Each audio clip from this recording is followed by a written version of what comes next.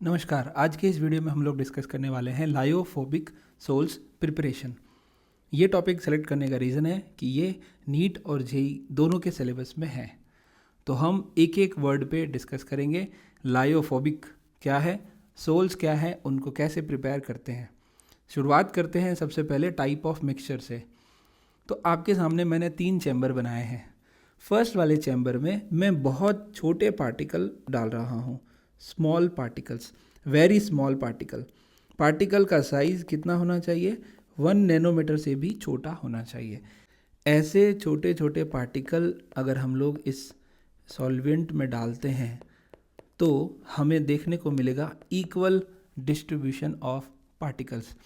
जो पार्टिकल्स हैं उनको हम बोल रहे हैं सॉल्यूट, और जो मीडियम हमने लिया है वो है सॉल्वेंट। तो दोनों में इक्वल डिस्ट्रीब्यूशन अगर हो जाए तो ऐसे सॉल्यूशन को हम बोलेंगे ट्रू सॉल्यूशन, जहाँ हमें होमोजिनेसिटी दिखती है। ये पूरा का पूरा सिस्टम हमेशा होमोजिनस दिखता है। होमोजिनस मतलब हम ये कभी नहीं बता पाएंगे कि किस कॉर्नर में सॉल्यूट पार्टिकल बैठे हैं और किस कॉर्नर में नहीं बैठे हैं। मतलब पूरा सिस्टम एक जैसा है, सारे सॉल्यूट पार्टिकल सॉल्वेंट के अंदर इक्वली डिस्ट्रीब्यूट हो चुके हैं। तो ऐसे सॉल्यूशन को हम बोलेंगे ट्रू सॉल्यूशन। अगर मान लीजिए पार्टिकल साइज़ काफ़ी बड़ी है, जैसे मैं बड़े साइज़ वाले पार्टिकल यहाँ बना देता हूँ थर्ड वाले चैम्बर में, तो ये जो बड़े पार्टिकल हैं, बिग पार्टिकल, इनका साइज़ मैं मान रहा हूँ एक रेंज देने के लिए कि इनका साइज़ 1000 नैनोमीटर से भी ज़्यादा है। तो इतने बड़े पार्टिकल के ऊपर ग्रेविटी का रोल रहेगा। जैसे कि मान लीजिए कि आपने एक पानी का ग्लास है, उसमें 1 चम्मच मिट्टी डाल दी, सैंड पार्टिकल्स डाल दिए। तो सैंड पार्टिकल्स अगर आप उसको शेक करेंगे तब तक तो वो सॉल्यूशन को गंदा सा दिखाएंगे, लेकिन अगर आप उसे स्टैंड कर देते हैं, उस ग्लास को अनडिस्टर्ब्ड रख देते हैं, तो थोड़ी देर बाद आप देखेंगे कि सारे पार्टिकल इस बॉटम पे आ जाएंगे बिकॉज ऑफ ग्रेविटी, क्योंकि ये पार्टिकल हैवी है। और ऐसा जो मिक्सचर बना है, उस मिक्सचर को हम कभी भी सॉल्यूशन नहीं बोलेंगे, उसको हम बोलेंगे सस्पेंशन। अब बात आती है, सवाल ये आता है कि अगर पार्टिकल साइज 1 नैनोमीटर और 1000 नैनोमीटर के बीच में हुई तो क्या होगा। तो पार्टिकल साइज अगर 1 नैनोमीटर से ज़्यादा हुई,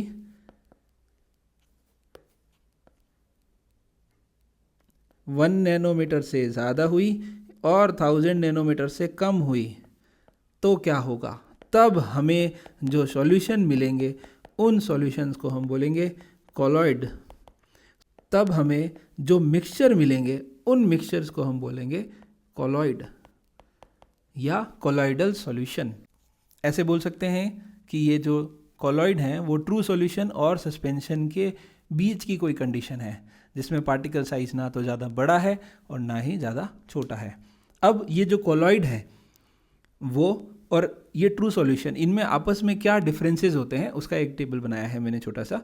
तो देखिए, जो ट्रू सॉल्यूशन होते हैं वो हमेशा होमोजीनस होते हैं। होमोजीनियसिटी का मतलब क्या है? आपको सॉल्यूट और जो आपका सॉल्वेंट है उसमें कभी भी आप सेपरेशन नहीं कर पाएंगे, कोई सेपरेशन नहीं दिखता, कोई डिफरेंशिएटिंग लेयर नहीं दिखती। तो ट्रू सॉल्यूशन हमेशा होमोजीनस होते हैं। सस्पेंशन और कॉलॉइड दोनों ही हेट्रोजीनस होते हैं। सस्पेंशन का एग्जाम्पल तो मैंने आपको बता ही दिया था, सैंड इन वाटर।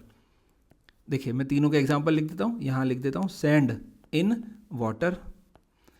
दूसरा मैं लिख रहा हूँ ट्रू सॉल्यूशन का, जिसमें मैं लिख रहा हूँ सॉल्ट इन वाटर, ठीक है। और तीसरा है कॉलॉइड। कॉलॉइड में है, हम लोग बात कर रहे हैं fat in water. Fat in water, fat in water को मैं दूसरे वर्ड में लिख देता हूँ मिल्क। जो हमारा मिल्क है वो बहुत अच्छा कॉलॉइडल सॉल्यूशन है।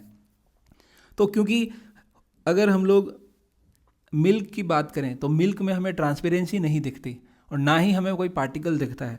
तो सस्पेंशन जो है, जिसमें सैंड पार्टिकल बॉटम पे हमें नज़र आ जाते हैं, तो हम इसे ऐसा कह रहे हैं कि जो ट्रू सॉल्यूशन है वो उसके अंदर बहुत छोटे होने की वजह से सॉल्यूट्स आर नॉट विजिबल, जबकि कॉलॉइडल सॉल्यूशन के अंदर पार्टिकल्स विजिबल होते हैं।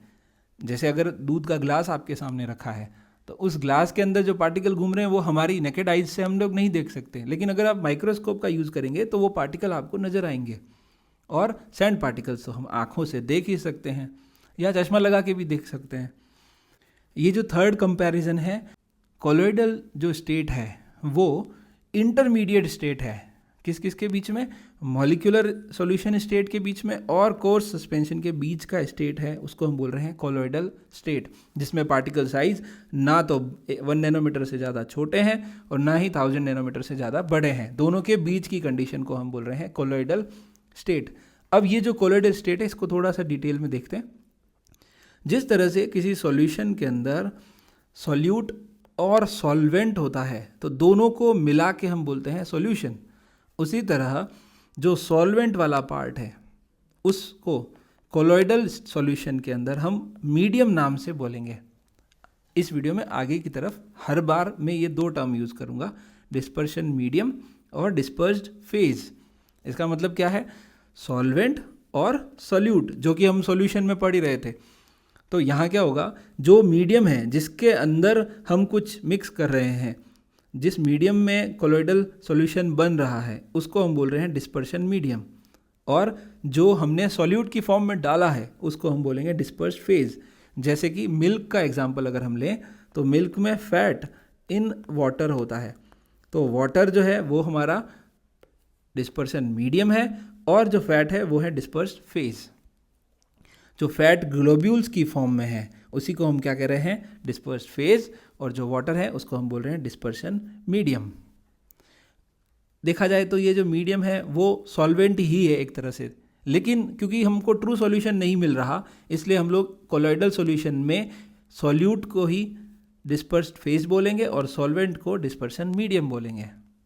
ठीक है। अब क्योंकि हमारा जो टॉपिक है वो है लायोफोबिक सोल से, तो सोल और जेल क्या होते हैं वो समझ लेते हैं। कोलॉइडल सॉल्यूशन के अंदर डिस्पर्शन मीडिया और डिस्पर्स्ड फेज, इन दोनों के अकॉर्डिंग हम लोग डिसाइड कर रहे हैं सॉल और जेल। तो ध्यान से देखिए, सॉल नाम से लग रहा है, सॉल स्टार्ट हो रहा है सॉलिड से, सॉलिड इन लिक्विड। क्या बोलेंगे? Solid in liquid. अगर कोई सॉलिड पार्टिकल किसी लिक्विड के अंदर डिस्पर्स्ड है, कोलॉइडल फॉर्म में है, तो ऐसे मिक्सचर को हम बोलेंगे सॉल। इसी का जस्ट उल्टा, मीडियम अगर सॉलिड हो और पार्टिकल लिक्विड हो तो हम उसे बोलेंगे जेल। जेल जो हम लोग जेली खाते हैं ना, जेली वाली चॉकलेट, वो कितनी सॉफ्ट होती है, तो उसमें सॉफ्टनेस के साथ साथ फ्लूइडिटी नहीं होती, वो फ्लो नहीं कर सकती, तो वो है सॉलिड लाइक। वो हमारी जो जेली है जो हम लोग खाते हैं, जेली जो चॉकलेट हम खाते हैं वो है तो सॉलिड, उसका जो अपीयरेंस है वो सॉलिड है, लेकिन उसके अंदर लिक्विडिटी भी है, और वो जो लिक्विडिटी है वो है फेज की वजह से।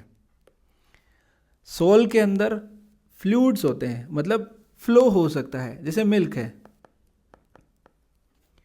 इसमें मीडिया के अकॉर्डिंग इसको 2 नाम दिए जाते हैं। अगर वाटर एज ए मीडिया है, क्या है? Water as a media, water as a media, तो हम उसका नाम लिखेंगे हाइड्रोसोल। और अगर अल्कोहल एज ए मीडिया है तो उसका नाम हम लिखेंगे एल्कोसोल। इसी तरह जो जेल है उसमें रिजिडिटी वेरी करती है। कैसे वेरी करेगी? आपने लिक्विड कितने अमाउंट में लिया है उसके अकॉर्डिंग जेल की रिजिडिटी वेरी करती है।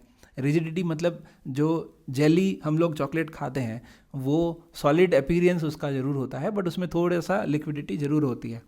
ठीक है, तो सॉफ्टनेस होती है।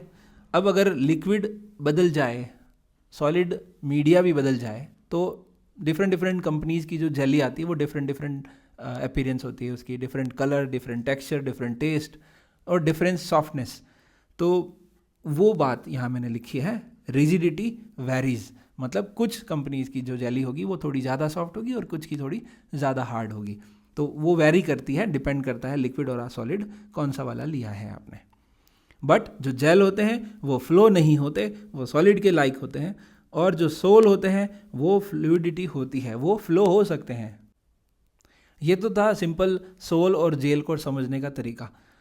दूसरा, अब अगर मीडियम और फेज डिफरेंट हो तो कितने टाइप के कोलॉइड बन सकते हैं वो भी एक लिस्ट में कर देता हूँ। ये एनसीईआरटी के अंदर सरफेस केमिस्ट्री नाम का एक चैप्टर हुआ करता था जो अभी हटा दिया गया है, बट फिर भी आपके दिमाग में ये चीज़ें ज़रूर होनी चाहिए कि अगर मीडिया डिफरेंट डिफरेंट है तो डिफरेंट डिफरेंट टाइप के कोलॉइडल मिक्सचर बनेंगे। तो पहला मैंने लिया है सॉलिड इन सॉलिड। मीडियम भी सॉलिड है और फेज भी क्या है, सॉलिड, दोनों ही सॉलिड है। जैसे आपने दो मेटल्स को मिक्स कर दिया है, दोनों मेटल सॉलिड है, दोनों को गर्म किया, पिघलाया, मेल्ट किया और दोनों को मिक्स कर दिया तो हमें मिला एलॉय। तो एलॉय क्या है, कोलॉइडल सॉल्यूशन है, कोलॉइडल मिक्सचर है, जिसको हम बोलते हैं solid sol, solid in solid, solid in solid. दूसरा है जेम्स। जेम्स जो पन्ना, माणिक, मोती, जो पर्ल हैं, जो एक्सपेंसिव जो रत्न आते हैं ना, हिंदी में हम बोलते हैं रत्न, जेम्स, जो अंगूठियां में धारण करते हैं लोग, अंगूठियों में पहनते हैं, वो सारे जेम्स, वो सारे के सारे जेम्स क्या होते हैं, डिस्पर्स्ड मीडिया सॉलिड वाले होते हैं और उनमें फेज भी सॉलिड होता है। दूसरा जो हम लोग डिटेल में डिस्कस करेंगे उसका नाम है सोल। मेनली हमें यही डिस्कस करना है, सॉलिड इन लिक्विड। एग्जाम्पल है पेंट्स एंड इंक। इंक के अंदर कुछ सॉलिड पार्टिकल्स जो होते हैं वो लिक्विड मीडियम में मिक्स किए जाते हैं और फिर इंक बनाई जाती है। जब हम लोग पेन से लिखते हैं तो वो इंक पेपर के ऊपर चिपक जाती है। इसी तरह पेंट्स आपको पता ही है, दीवार पे आजकल तो चेहरे पे भी लगाते हैं लोग। जब CSK का मैच देखने जाएंगे तो येलो कलर का पेंट कर देंगे और मुंबई इंडियंस का मैच देखने जाएंगे तो ब्लू कलर का पेंट कर देंगे। तो वो वाला जो पेंट है वो सोल है, सॉलिड इन लिक्विड। इसी को हमको ज़्यादा डिटेल में पढ़ना है, तो एक बार मैं सारे एग्जाम्पल आपके सामने बता देता हूँ। Next is solid in gas. अगर आपको कहीं धुआं धुआं दिख रहा है तो धुआं में क्या है, गैस है, और गैस के अंदर छोटे छोटे पार्टिकल्स हैं। तो जो पार्टिकल हैं वो है सॉलिड और जो मीडिया है वो है गैस। और ऐसे कोलॉइडल मिक्सचर को हम बोलते हैं एरोसोल। स्मोक हो गया, डस्ट हो गया, हवा चल रही है, हवा के साथ मिट्टी उड़ रही है, तो जो हवा है वो गैसियस मीडिया है और जो पार्टिकल, मिट्टी के जो पार्टिकल हैं वो है phase, dispersed phase and dispersion media. Phase is like solute and media is like solvent. तो नेक्स्ट है सॉलिड मीडियम में लिक्विड। ये जस्ट उल्टा है, solid in liquid, liquid in solid, ये जस्ट दोनों एक दूसरे के उल्टे हैं। सॉल और जेल एक दूसरे के उल्टे हैं। मीडिया अगर लिक्विड है तो हम बोलेंगे सोल, सॉलिड इन लिक्विड, याद रह जाएगा, सोल, सॉलिड इन लिक्विड। और जस्ट उल्टा liquid in solid, that is gel. जैसे हमारा कर्ड है, दही, दही जब हम जमाते हैं तो दही फ्लो नहीं करता, इतने अच्छे से फ्लो नहीं करता, वो जम जाता है। हाँ, अगर पानी मिला हुआ दूध से दही जमाओगे तो हो सकता है उसमें आपको पानी भी दिखे। बाकी अगर अच्छे प्योर दूध से अगर आप दही बनाते हैं तो काफ़ी अच्छा सॉलिडिफिकेशन हो जाता है, बट इतना भी सॉलिड नहीं होता जितना एक पत्थर है या एक कोई लकड़ी है या कोई मेटल है, उतना सॉलिड भी नहीं होता। तो हम समझ सकते हैं कि हम जेल किसको कह रहे हैं। एक हमारा चीज़ है वो भी हमारे जेल की कैटेगरी में आता है। Next is liquid in liquid, this is emulsion, this is emulsion. Emulsion क्या होते हैं,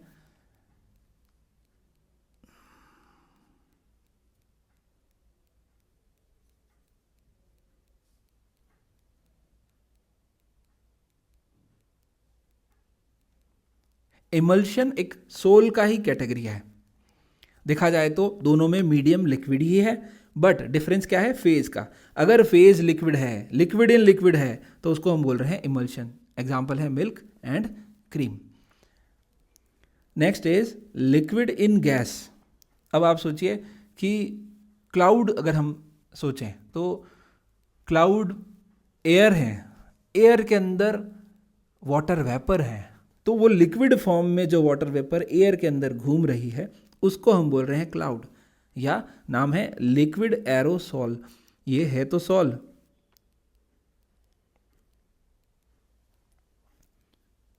लिक्विड एरोसॉल।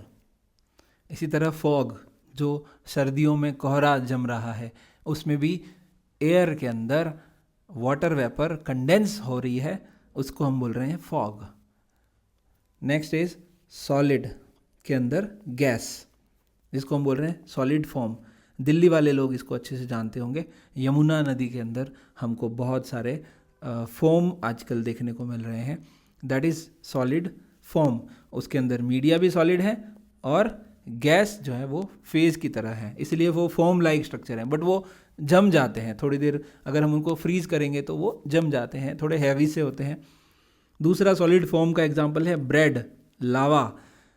ये भी मीडिया इनका सॉलिड होता है लेकिन उसमें गैस होती है। Next is liquid, gas mix कर रहे हैं लिक्विड के अंदर और उससे बनता है फोम। अब वो झाग किसी भी फॉर्म का हो सकता है, विफ्ड क्रीम हो, फ्रॉथ, या जैसे शेविंग क्रीम है उससे भी जो झाग बनता है वो सारा का सारा फोम क्या होता है, लिक्विड मीडिया रखता है और गैसियस फेज रखता है। अब आपके मन में आएगा गैस इनटू गैस क्यों नहीं लिखा, गैस इन गैस, तो ये तो एक होमोजेनियस मिक्सचर होता है तो उसको हम बोलेंगे ट्रू सॉल्यूशन, इसलिए इसको हम कोलॉइडल वाला फेज में नहीं डालेंगे, ये कोलॉइडल नहीं है। Gas in gas is true solution. आगे बढ़ रहे हैं, depending upon the interaction of two phases, हमने दो पार्ट किए हैं सोल्स के। दो तरह के सोल्स होते हैं, एक ऐसा सोल जो लिक्विड मीडिया और उसका सॉलिड फेज दोनों ही एक दूसरे से प्रेम करें, दोनों बहुत अच्छे से बाइंड अप हो जाएं। देखिए सॉल की डेफिनेशन हमें पता है, सॉलिड इन लिक्विड होता है। अब अगर लिक्विड और सॉलिड के बीच में अच्छे से बॉन्डिंग है तो ऐसे मिक्सचर को हम बोलेंगे लायोफिलिक सॉल। क्या बोलेंगे, लायोफिलिक सॉल। अगर लिक्विड और सॉलिड के बीच में अच्छी बॉन्डिंग नहीं है, हमारा जो फेज है मीडिया से डरता है, तो हम बोलेंगे लायोफोबिक सॉल। फोबिया मतलब डरना। कौन किससे डर रहा है, हमारा जो सॉलिड पार्टिकल है वो लिक्विड में जाने से डर रहा है, उसके साथ बॉन्डिंग करने से डर रहा है, तो हम उसे बोलेंगे लायोफोबिक सॉल। तो ऑब्वियस सी बात है कि अगर आपको कोई लायोफिलिक सॉल बनाना है तो सीधा का सीधा सॉलिड को लिक्विड में डालो, दोनों की बहुत अच्छी बॉन्डिंग है और आराम से बन जाएगा। तो इसलिए मैंने लिखा है लायोफिलिक सॉल का प्रिपरेशन बहुत इजी होता है क्योंकि दोनों में बहुत अच्छी बॉन्डिंग है। जबकि लायोफोबिक सॉल में क्योंकि सॉल्वेंट से हेट करता है, कौन, जो हमारा फेज है डिस्पर्स्ड फेज, डिस्पर्शन मीडिया से हेट करता है, तो उन दोनों को मिक्स करना, उन दोनों को साथ रख पाना बहुत डिफिकल्ट है। तो लायोफोबिक, फोबिया मतलब डर, और मीडिया डरता है, फेज से फेज डरता है मीडिया से, तो दोनों आपस में मिक्स नहीं होना चाहते। तो ऐसे मिक्सचर बनाने के लिए हमें बहुत डिफरेंट प्रोसेसेस यूज़ करने पड़ते हैं।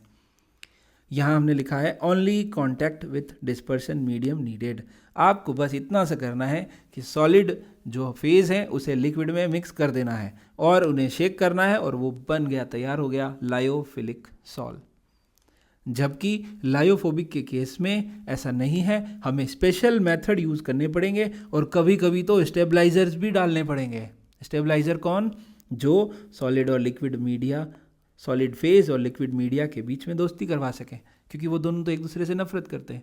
तो उन दोनों के बीच में अच्छी दोस्ती करवाने के लिए जो हम नए कुछ मॉलिक्यूल डालेंगे उनको हम बोलेंगे स्टेबलाइजर्स। शुरुआत करते हैं लायोफोबिक सोल प्रिपरेशन से। लायोफोबिक सोल कैसे बनाए जाते हैं, 3 तरीके हैं, कंडेंसेशन, डिस्पर्शन और पेप्टाइजेशन। ध्यान से सुनेंगे क्योंकि हमको चाहिए 1000 और 1, इसके बीच में पार्टिकल साइज चाहिए। तो हमारे पास 2 तरीके तो बहुत आसान है। पहला तरीका, अगर छोटे पार्टिकल हों, जैसे मान लो 1 नैनोमीटर से भी छोटे हैं, 0.01, 0.01, 0.01 वाले बहुत सारे छोटे पार्टिकल हैं, तो अगर हम 10-12 पार्टिकल ही मिक्स कर दें, छोटे छोटे पार्टिकल्स का ग्रुप बना दें, तो उनका साइज इस रेंज में आ जाएगा। ऐसे मेथड को हम बोलते हैं कंडेंसेशन, जिसमें हम छोटे पार्टिकल का ग्रुप बनाते हैं, उनका एग्रीगेशन करते हैं और हम उन्हें इस रेंज में ले आते हैं। 1 नैनोमीटर से छोटे पार्टिकल को 1 और 1000 के बीच में लेके आना है। अब वो 1 से 20 भी हो सकता है, 200 भी हो सकता है, 999 भी हो सकता है, इस रेंज में लाना है हमको। तो एग्रीगेट करना पड़ेगा, इकट्ठा करना पड़ेगा, ग्रुप बनाना पड़ेगा।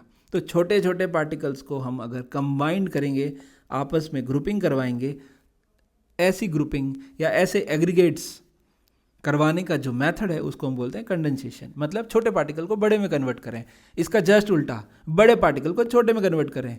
तो बड़े पार्टिकल को छोटे में कन्वर्ट करने के लिए हमें हथौड़ा लेके बैठना पड़ेगा। एक हथौड़ा लेंगे, और बड़े बड़े पार्टिकल को छोटे छोटे पार्टिकल में तोड़ेंगे, है ना, मतलब ग्राइंड करेंगे या हैमर यूज़ करेंगे, या फिर जैसे गेहूं से हम लोग आटा बनाते हैं, चक्की में पीस देंगे तब भी पार्टिकल छोटे हो जाएंगे। तो बड़े पार्टिकल से छोटे बनाने का तरीका है डिस्पर्शन। दोनों तरीके एक दूसरे के जस्ट अपोजिट है। कंडेंसेशन में पार्टिकल 1 नैनोमीटर से छोटे होते हैं, उन छोटे से बड़े बना रहे हैं। डिस्पर्शन मेथड में बड़े पार्टिकल को तोड़ के चूरा करके छोटे छोटे छोटे छोटे पार्टिकल बना रहे हैं जो इस रेंज में आने चाहिए।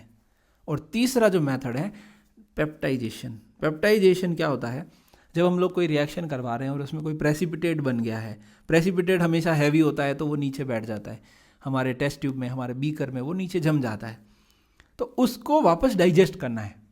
उसमें ऐसा कोई केमिकल डालना है जिससे उनका जो ग्रुपिंग है वो टूट जाए और उनका जो पार्टिकल रेंज है वो इस रेंज में आ जाए। पार्टिकल साइज इस रेंज में अगर आ गया तो हम उसे बोलेंगे कोलॉइडल सॉल्यूशन बन गया। तो 3 तरीके हैं। पहला, बड़े को छोटा, छोटे को बड़ा। बड़े पार्टिकल को छोटा बनाना है, छोटे को बड़ा बनाना है। और जो थर्ड जो मेथड है वो है डाइजेशन ऑफ प्रेसिपिटेट। प्रेसिपिटेट को डाइजेस्ट करना है, पचाने के लिए हम उसे छोटे पार्टिकल में तोड़ेंगे। तो फिर से कुल मिला के ऐसा है कि एक बीकर में अगर यहाँ पे कोई प्रेसिपिटेट बैठा है तो उसमें ऐसा कोई मिक्सचर डाल दिया जाए कि वो थोड़ी देर बाद वो प्रेसिपिटेट छोटे साइज के पार्टिकल दूर दूर हो जाए और इस रेंज में आ जाए, तो उसको हम बोलेंगे पेप्टाइजेशन मेथड। तो फर्स्ट मेथड है condensation. Condensation, small particles induced to combine to form aggregates of colloidal size. तो यहाँ मैंने डायग्राम भी उसी तरह का बनाया है। छोटे छोटे पार्टिकल का ग्रुपिंग है, अभी तो बहुत दूर दूर हैं, अभी इनके बीच में ग्रुपिंग नहीं दिख रही होगी आपको। अगर जूम करके दिखाऊं तो देखिए आपस में टच भी नहीं कर रखे हैं, हाँ शायद ये भी नहीं है टच, तो थोड़े दूर दूर हैं। इन पार्टिकल्स को ग्रुप बनाना है। ये जो पार्टिकल साइज है वो 1 नैनोमीटर से छोटे हैं और ये जो पार्टिकल साइज है वो पार्टिकल साइज 1 नैनोमीटर से ज़्यादा है और 1000 नैनोमीटर से कम है, इसके बीच की साइज है ये। तो ऐसे पार्टिकल को हम बोलेंगे, ऐसे पार्टिकल्स को हम बोलेंगे कोलॉइडल पार्टिकल्स, और इससे जो सॉल्यूशन बनेगा उसको हम बोलेंगे कोलॉइडल सॉल्यूशन। और ये हम बना रहे हैं लायोफोबिक। लायोफिलिक में कोई दिक्कत ही नहीं है, आपको बस मिक्स करना है, फेज और मीडिया दोनों को मिक्स करना है, सॉल्यूट और सॉल्वेंट दोनों को मिक्स करना है और आपको मिल जाएगा लायोफिलिक सॉल, आराम से बन जाते हैं। लायोफोबिक में टेंशन है। तो पहला मेथड हम लोग ने फिनिश किया है, इसके कुछ एग्जांपल्स देखते हैं। केमिकल मेथड, इसमें हम लोग कर रहे हैं डबल डिकम्पोजिशन। अगर हम लोग आर्सेनिक ऑक्साइड को हॉट वाटर के अंदर लेकर हाइड्रोजन सल्फाइड गैस पास करवाते हैं उसके अंदर से, तो हाइड्रोजन सल्फाइड गैस की वजह से वो जो छोटे पार्टिकल हैं, किसके छोटे पार्टिकल, आर्सेनिक ऑक्साइड के जो छोटे पार्टिकल हैं उसमें ऑक्सीजन रिप्लेस होके सल्फर आ गई, और सल्फर बड़ा पार्टिकल है। सल्फर का जो अमाउंट जो साइज़ है वो ऑक्सीजन से थोड़ा सा बड़ा है, तो वो कोलॉइडल रेंज में आ गया है, और कोलॉइडल रेंज में आने से वो बन गया है सोल। तो हम कर रहे हैं, फिर से बोल रहा हूँ, कंडेंसेशन मेथड, जिसमें छोटे छोटे पार्टिकल को बड़े बड़े पार्टिकल में कन्वर्ट करें। और बड़े पार्टिकल कौन से वाले होने चाहिए, कोलॉइडल साइज रेंज के होने चाहिए। रेंज क्या होती है, फिर से बोलना, 1 नैनोमीटर से ज़्यादा बड़े और 1000 नैनोमीटर से छोटे। Next is oxidation method.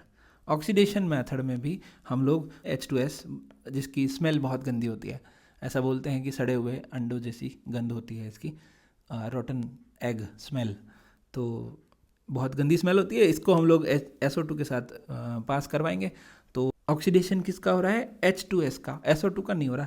Sulphur जो है वो -2 ऑक्सीडेशन स्टेट से 0 ऑक्सीडेशन स्टेट में जा रही है। ऑक्सीडाइज करने वाला कौन है, SO2। नेक्स्ट एग्जांपल है, अगर हम लोग H2S बबल करते हैं ब्रोमीन के अंदर से, ब्रोमीन जो सॉल्यूशन है, ब्रोमीन Br2 गैस इस फॉर्म में नहीं होता, लिक्विड फॉर्म में होता है, उसमें अगर हम लोग H2S बबल्ड करते हैं, बबल मतलब बबल्स की तरह उसको फ्लो करते हैं, जैसे एक्वेरियम में एयर सप्लाई करने के लिए जो बबलिंग की जाती है ना, उस तरह से H2S गैस को बबल्ड करेंगे ना, तब भी ऑक्सीडेशन हो जाएगा। Br2 H2S का ऑक्सीडेशन करके उसे सल्फर में कन्वर्ट कर देगा। यहाँ भी सल्फर एक -2 ऑक्सीडेशन स्टेट में और यहाँ पे 0 ऑक्सीडेशन स्टेट में ऑक्सीडाइज हो रहा है। इसी तरह रिडक्शन मेथड भी यूज़ करते हैं मेटेलिक मेथड्स के लिए, मेटेलिक सोल्स के लिए। ऑक्सीडेशन मेथड सल्फर के लिए, मेटेलिक सोल्स के लिए रिडक्शन मेथड, आपको याद यही रखना है कि कंडेंसेशन मेथड कौन कौन सा है, एक तो इस तरह से, दूसरा किसके लिए कौन सा यूज़ किया है, बस यही इसी तरह के बहुत बेसिक से क्वेश्चन आएंगे। थियोरेटिकल टॉपिक है तो आपको याद रखनी पड़ेगी चीज़ें। गोल्ड आपको बनाना है, गोल्ड का सोल, तो गोल्ड सोल बनाने के लिए, मेटेलिक सोल्स बनाने के लिए जनरली हमको रिडक्शन मेथड यूज़ करना पड़ता है। जो भी मेटल है वो +3 oxidation state, +3 oxidation state, +1 oxidation state, tannic acid, stannous chloride, formaldehyde, किसी की भी हेल्प से हम उन्हें कंप्लीटली रिड्यूस करके उनका साइज़ कंडेंस करते हैं और उनको हम बड़े पार्टिकल बनाते हैं, 1 से 1000 नैनोमीटर की रेंज वाले पार्टिकल, और हम उन्हें कहने लगते हैं सोल्स। ठीक है, एक एडिशनल चीज़ ये आपको बताना चाहूँगा, SnCl2 जो है वो Sn+2 ऑक्सीडेशन स्टेट से +4 ऑक्सीडेशन स्टेट में जा रहा है। बहुत अच्छा हैलाइड एक्सेप्टर है, हैलाइड हेलोजन जहाँ भी दिखता है एक्सेप्ट कर लेता है, SnCl4 बना लेता है। सिमिलरली एक हाइड्रोलिसिस मेथड है। ये जो अभी जो ऊपर के 3-4 मेथड हमने पढ़े हैं, सारे मेथड में हम छोटे पार्टिकल से बड़ा पार्टिकल बना रहे हैं। यहाँ FeCl3 में हाइड्रोलाइज करें और वाटर मॉलिक्यूल इसके साथ कंबाइंड हो रहा है FeOH होल थ्राइस। इसमें इस जो पार्टिकल बनेगा ना, इसमें 3 OH ऐसे बना रहा हूँ, इसके चारों तरफ वाटर के दूसरे मॉलिक्यूल भी रहेंगे और एक एग्रीगेट बन जाएगा। वो एग्रीगेट कोलॉइडल रेंज का होगा तो हम उसे कहेंगे soul. Similarly for AlCl3 also. ये जो मेथड्स थे जिसमें हमने छोटे पार्टिकल से एक ग्रुप ऑफ पार्टिकल्स बनाया, एग्रीगेट बनाया जो कि कोलॉइडल रेंज का था, ये सारे मेथड केमिकल मेथड थे। इसी तरह फिजिकल मेथड्स भी हो सकते हैं। फिजिकल मेथड में NCERT में सीधी सीधी लाइन लिखी हुई है कि हमको क्या करना है, कोई ट्रू सॉल्यूशन को अदर सॉल्वेंट में मिक्स करना है एक्सिस में, तो उससे भी हमको कोलॉइडल सोल मिल जाता है। लेकिन कंडीशन ये है कि सल्फर इन अल्कोहल आराम से घुलता है, लेकिन सल्फर इन वाटर नहीं घुलता है। तो सल्फर इन अल्कोहल के ट्रू सॉल्यूशन में सॉल्वेंट का एक्सचेंज कर रहे हैं। पहले हमारा सॉल्वेंट था अल्कोहल, उसकी सल्फर के साथ अच्छी खासी दोस्ती थी। अगर हम सल्फ़र को डायरेक्ट पानी में डालते हैं तो इन दोनों की दोस्ती अच्छी नहीं है और ये मिक्स नहीं होते, कोलॉइडल सॉल्यूशन नहीं बनाते, लायोफोबिक सोल नहीं बनाते। तो हमने क्या किया, सल्फ़र को पहले अल्कोहल में डिसॉल्व किया और अल्कोहल में सल्फ़र डिसॉल्व हो जाता है और ट्रू सॉल्यूशन बनाता है। अब हमें यह भी पता है कि अल्कोहल और वाटर की बहुत अच्छी बनती है, तो हमने चुपके से इसको एक्सचेंज कर दिया है, किसके साथ, वाटर के साथ। सल्फ़र इन अल्कोहल जो सॉल्यूशन था उसमें सॉल्वेंट को एक्सचेंज कर दिया, वाटर को यहाँ ले आए, तो वाटर इन सल्फ़र डायरेक्टली नहीं घुल रहा था, जो अब बना चुका है कोलॉइडल सोल। क्लियर है। नेक्स्ट है एक्सेसिव कूलिंग, बहुत ज़्यादा ठंडा करने से। तो अगर कोई ऑर्गेनिक सॉल्वेंट हम लोग पानी में डालेंगे तो वैसे तो मिक्स होना नहीं है, पर अगर हम लोग एक्सेसिव कूलिंग करेंगे, बहुत ठंडा करेंगे, तो कोलॉइडल सॉल्यूशन ऑफ आइस हमको देखने को मिलेगा, कोलॉइडल सोल ऑफ आइस। तो ज़्यादा कूलिंग करने की वजह से जो आइस है, जो सॉलिड मीडिया है, उसके अंदर डिस्पर्स्ड फेज कौन सा होगा, ऑर्गेनिक सॉल्वेंट। तो क्वेश्चन कैसे पूछा जाएगा, क्वेश्चन पूछा जाएगा कि कोलॉइडल सोल ऑफ आइस के अंदर मीडिया कौन है और फेज कौन है। तो मीडिया तो है वाटर, कौन सा वाला, सॉलिड फॉर्म वाला, और फेज कौन है, जो भी आपने लिया है, अगर क्लोरोफॉर्म लिया है तो क्लोरोफॉर्म और ईथर लिया है तो ईथर। जनरली ये दोनों पानी में मिक्स नहीं होते, लेकिन पानी में मिक्स करके अगर एक्सेसिव कूलिंग कर दी जाए तो हमको लायोफोबिक सोल मिल जाते हैं। नेक्स्ट जो मेथड है छोटे पार्टिकल से बड़े पार्टिकल बनाने वाला, जो हमारा मेथड था उसका नाम था कंडेंसेशन। अब हम बात कर रहे हैं बड़े पार्टिकल से छोटे पार्टिकल बनाने के लिए डिस्पर्शन। तो large particle broken into particles of colloidal size in presence of dispersion phase, in presence of, है ना, यहाँ पे मैंने एस नहीं लिखा है शायद, in presence of dispersion phase.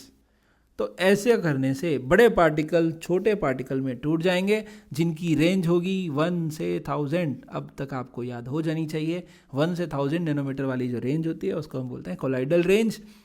बड़े पार्टिकल को छोटे पार्टिकल में तोड़ने के डिफरेंट डिफरेंट मेथड हैं, और उसमें सबसे फेमस, सबसे इम्पॉर्टेंट जो मेथड है वो है ब्रैडिक आर्क मेथड। ये इलेक्ट्रिकल डिसइंटीग्रेशन मेथड है। इसमें हम लोग क्या करते हैं, लेस रिएक्टिव मेटल जैसे गोल्ड, सोना, चांदी, तांबा, प्लैटिनम, लेड, ये लेस रिएक्टिव मेटल्स हैं, इनकी रॉड यूज़ करते हैं। जैसे लेड की रॉड हमने यूज़ की, और इलेक्ट्रिकल आर्क हमने किया, करंट हमने दिया है, उस करंट को हमने डिस्पर्शन मीडिया के अंदर इन दोनों रॉड्स को इस तरह से हिट किया है, और यहाँ पे हमने बहुत ज़्यादा बड़ा सा आर्क जनरेट किया है। मतलब स्पार्किंग कर रहे हैं एक तरह से। दो मेटल रॉड आपके हाथ में ले रहे हैं, और दोनों रॉड को ऐसे हाथ में तो नहीं लेनी, करंट आ जाएगा, हाँ, पर सेफ्टी प्रोसीजर्स यूज़ करके उन दोनों रॉड्स को बिल्कुल पास लेके आ रहे हैं, तो आर्क जनरेट हो रहा है, और उस आर्क की वजह से वहाँ पे वेपोराइजेशन होगा, इंटेंस हीट जनरेट होगी, वेपोराइजेशन होगा, मेटल वेपोराइज हो जाएगी। लेकिन पूरे सिस्टम में हमने चारों तरफ बर्फ रखी है, आइस बाथ रखा है, तो जो मेटल वेपोराइज हुई है वो कंडेंस होके कोलाइडल साइज का पार्टिकल बना लेगी। ये पार्टिकल प्रिपरेशन इतना आसान नहीं है, तो हम लोग स्टेबलाइजर के लिए KOH यूज़ करते हैं एज ए स्टेबलाइजिंग एजेंट। तो सवाल इसी तरह का आएगा, ब्रैडिक आर्क किसके लिए यूज़ होता है, स्टेबलाइजर कौन होता है, और कौन कौन से मेटल हैं।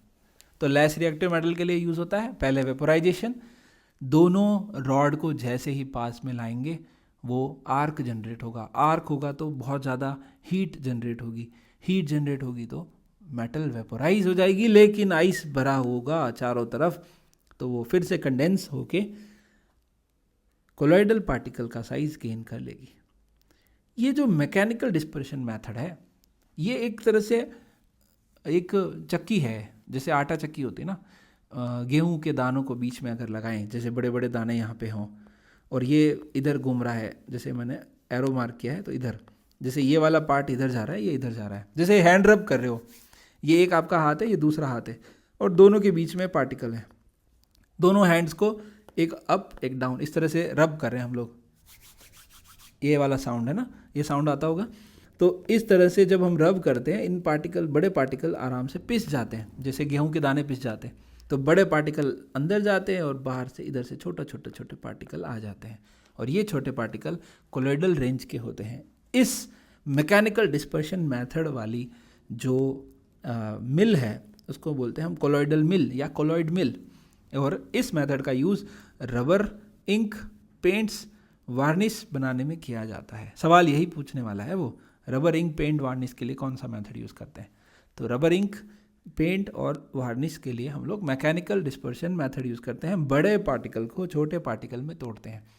तो ये जो दोनों मेथड थे, कंडेंसेशन और डिस्पर्शन, छोटे से बड़ा, बड़े से छोटा। अब जो नेक्स्ट मेथड है और लास्ट जो मेथड है वो है पेप्टाइजेशन, जिसमें हम लोग पीपीटी को डाइजेस्ट कर रहे हैं। Precipitate substance bring back into the colloidal state by addition of electrolyte. ये देखिए प्रेसिपिटेट है, ग्रुप हमारे ग्रुपिंग बिल्कुल पास पास हो रखी है। हमने क्या किया, पेप्टाइजिंग एजेंट डाला। इस प्रेसिपिटेट को डाइजेस्ट करना है, पचाना है, बड़े पार्टिकल को छोटे पार्टिकल में बनाना है। तो कोलॉइडल रेंज के पार्टिकल लाने के लिए हम जिस एजेंट का यूज़ करते हैं उसको हम बोलते हैं पेप्टाइजिंग एजेंट। हाँ, कुछ शर्तें हैं कि ये पीपीटी ताज़ा होना चाहिए। ऐसा नहीं है कि आज आपने पीपीटी बनाया और अगले दिन आप उसको डाइजेस्ट करने की कोशिश कर रहे हैं, तो वो थोड़ा मुश्किल होगा। तो ताज़ा प्रेसिपिटेट हो, कोई एक पेप्टाइजिंग एजेंट डाल दें, तो इन ग्रुप्स को वो अलग अलग कर दे। जैसे मैंने ये 4 बना रखे हैं, चारों अलग अलग हो जाए तो वो कोलॉइडल पार्टिकल का रेंज आ जाएगा। कैसे होता है, जैसे फ्रेशली प्रिपेयर्ड फेरिक हाइड्रोक्साइड है, फेरिक हाइड्रोक्साइड का जो फ्रेशली प्रिपेयर्ड प्रेसिपिटेट है उसमें हम लोग थोड़ा सा FeCl3 डाल रहे हैं। तो FeCl3 डालने से ये Fe+3 आएंगे, और ये जो ब्लू कलर में बनाए हैं वो है FeOH होल थ्राइस। हर एक FeOH होल थ्राइस को कौन सराउंड कर लेगा, Fe+3। अब Fe+3 ने सराउंड कर लिया तो वो ऐसा दिखने लगेगा। तो ये जो येलो कलर के हैं वो हैं Fe+3, और जो बीच में है वो है FeOH होल थ्राइस। तो ये अब सबके ऊपर +3 चार्ज हैं, तो ये दूर दूर रहना चाहेंगे, और ये कोलॉइडल रेंज के पार्टिकल बन गए। इस मेथड को हम बोलते हैं पेप्टाइजेशन या डाइजेशन ऑफ प्रेसिपिटेट। इसी तरह अगर हम BaSO4 की बात करें तो इसको हम अगर रिपीटेड वॉशिंग से करते हैं तो by repeated washing of the precipitate of BaSO4 finally achieve colloidal size particles. बार बार धोएंगे तब भी बेरियम सल्फेट के जो पार्टिकल हैं, जो प्रेसिपिटेट बड़े बड़े पार्टिकल हैं, वो दूर दूर हो जाएंगे क्योंकि उनको पानी के मॉलिक्यूल घेर लेंगे। इसी तरह प्रेसिपिटेट ऑफ AgCl में हम लोग स्मॉल अमाउंट ऑफ HCl डाल रहे हैं। आपने एक चीज़ नोट करी, हमने जब ऊपर वाला था तब भी हमने आयरन वाले प्रेसिपिटेट में आयरन डाला, और अभी हमने AgCl वाले प्रेसिपिटेट में Cl डाला। कॉमन आयन का खेल चल रहा है। तो जैसे आयरन फेरिक हाइड्रोक्साइड के अंदर Fe+3 उसको चारों तरफ से घेर लेता है, यहाँ पे AgCl को चारों तरफ कौन आएंगे, यहाँ पे चारों तरफ इसके Cl- आ जाएंगे। तो नेगेटिव सोल बनेगा, नेगेटिव डिस्पर्शन फेज वाला पार्टिकल बनेगा। तो इस तरीके से हम लोग कर सकते हैं। तो तीनों मेथड आपको याद रह जाने चाहिए, और तीनों के जो जो एग्जाम्पल मैंने लिखे हैं वो आपको याद रह जाने चाहिए। उसके लिए आप इसे आज जब भी आप ये वीडियो देख रहे हैं तो टेलीग्राम चैनल पे जाएंगे, इसी नाम से टेलीग्राम चैनल है, जो चैनल का यूट्यूब चैनल का जो नाम है उसी नाम से टेलीग्राम चैनल है। वहाँ जाएंगे, वहाँ आपको ये PDF मिल जाएगा, और इस PDF को आप रिवाइज़ करेंगे 2-3 बार तो आपको ये चीज़ें याद रह जाएगी। तो 3 मेथड है, प्रिपरेशन मेथड से सवाल आने के ज़्यादा चांस है। तो 3 मेथड है, कौन कौन से, कंडेंसेशन, डिस्पर्शन और पेप्टाइजेशन। तो तीनों वर्ड्स को अच्छे से समझें और तीनों के 2-2 एग्जाम्पल याद रखें। I will suggest you to read NCERT में वो चैप्टर हट गया है, तो पुरानी NCERT आप नेट से डाउनलोड कर सकते हैं, सरफेस केमिस्ट्री। आप चाहेंगे तो मैं चैनल पे भी शेयर कर दूंगा। आज के लिए इतना ही, धन्यवाद।